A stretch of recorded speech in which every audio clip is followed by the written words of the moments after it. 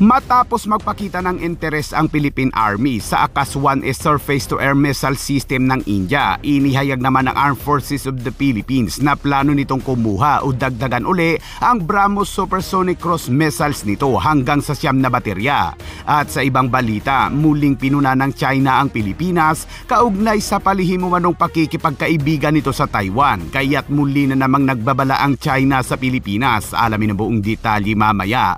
At Philippine Coast Guard muling idineploy ang BRP Teresa Magbanwa nito upang i-challenge ang dalawang barko ng China Coast Guard na iligal na namang pumasok sa exclusive economic zone ng Pilipinas. Kaya't para malaman ang buong detalye ay tumutok at makinig na mabuti.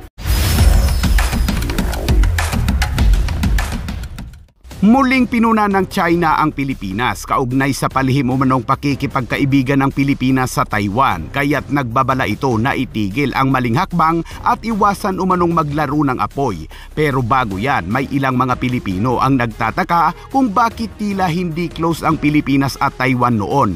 Ganito kasi yan, taong 1987 nang maglabas ng pinakamahigpit na pagbabawal ang yumaong dating Pangulong Corazon Aquino na walang opisyal ng gobyerno ng Pilipinas ang pinapayagang bumisita sa Taiwan at hindi rin tatanggap ng mga opisyal ng Taiwan na bumisita sa Pilipinas. Ito ay upang patibayin ni dating Pangulong Cory Aquino ang patakarang One China policy at upang mapanatili ang diplomatikong relasyon ng Pilipinas at China. Pero makalipas ang ilang dekada, ngayon ay nag-iba ang ihip ng hangin nang umupo na ang Administrasyong Marcos. Pinaluwag kasi ni Pangulong Marcos ang mahigpit na pagbabawal sa mga opisyal na bumisita sa Taiwan at binibigyang diin ang pagtataguyod ng ugnayang pang-ekonomiya, kalakalan at pamumuhunan. At ang Pilipinas ay maaari na ngayong tumanggap ng mga delegasyon mula sa Taiwan. Masaya ang Taiwan sa nais ni Pangulong Marcos, kaya't kaagad nagdeklara ang Taiwan na visa-free o malayang bumisita o mamasyal ang mga Pilipino sa kanilang bansa at in-extend pa ito ng Taiwan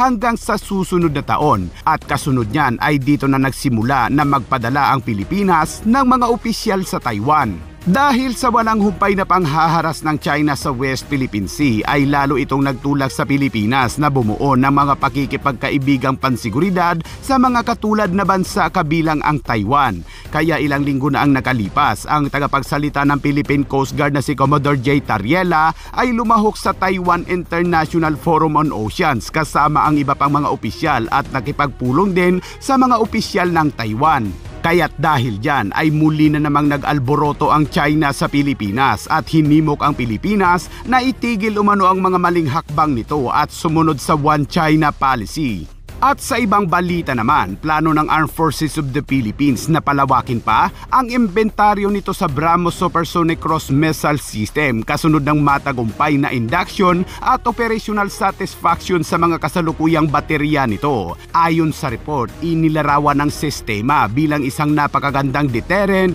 kaya't sinimula ng Pilipinas ang negosasyon para sa pagbili ng hanggang sa 9 na karagdagang BrahMos Coastal Defense Batteries. Everything's on the table right now. As you may know, the Philippines is in the midst of a modernization of our military. And so this is just the reaction to that, and we have to do it. It is our duty to defend the country.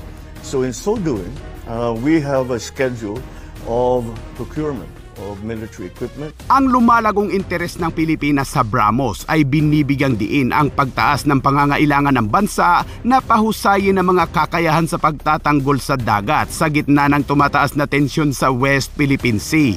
Ang BrahMos Supersonic Cruise Missile System na may bilis na Mach 2.8 at higit sa 290 kilometers range ay itinuturing ngayon na kabilang sa mga pinaka-advanced na supersonic cruise missile system sa mundo na may kakayahang magkipag-ugnayan sa mga target sa dagat at lupa na may precision at speed. Ito ay nagmamarka ng isang makabuluhang hakbang mula sa paunang pagkuha ng 3 baterya na inilaan para sa Philippine Marine Corps sa ilalim ng Shore-Based Anti-Ship Missile System program nito na iniulat na ngayon ay operational na nakadeploy sa mga sekretong lokasyon. Kung makakakuha muli, ang pinalawak na pagkuha na ito ay hindi lamang magpapatibay sa papel ng BrahMos missile sa doktrina ng depensa ng Pilipinas, kundi sinyalis din ng mas malawak na regional trend ng pinahusay na missile-based coastal deterrence sa harap ng dumaraming gray zone maritime conflict. At sa ibang balita naman, sa isang mapagpasyang hakbang upang itaguyod ang ating mga karapatan at soberanya sa West Philippine Sea, ang Philippine Coast Guard vessel na BRP Teresa Magbanwa ay idineploy upang magsagawa ng maritime law enforcement patrols bilang tugon sa presensya ng Chinese Coast Guard Vessel 5303 na lumapit humigit kumulang 39 nautical miles sa baybayin ng Pangasinan. Pagdating sa lugar, ang BRP Teresa Magbanwa ay nakipag-ugnayan sa China Coast Guard Vessel 5303 sa pamamagitan ng komunikasyon sa radyo. Hinamon ang presensya nito at iginiit na ang barko ay walang legal na otoridad na mag-operate sa loob ng Exclusive Economic Zone ng Pilipinas. Ang Chinese Coast Guard ay kaagad namang tumugon sa pamamagitan ng pag-angkin na ang Philippine Coast Guard ay pumasok sa dagat sa ilalim ng jurisdiction ng China na iginigiit ang soberanya nito sa Huangyan Island at sa mga katabing tubig nito. Philippine Vessel 9701, this is China Coast Guard Vessel 5303. You have entered the water under the jurisdiction of the People's Republic of China. China has disputable sovereignty over the Huangyan Island and its adjacent waters and airspace. We order you also to cross and leave the sea area immediately. Over.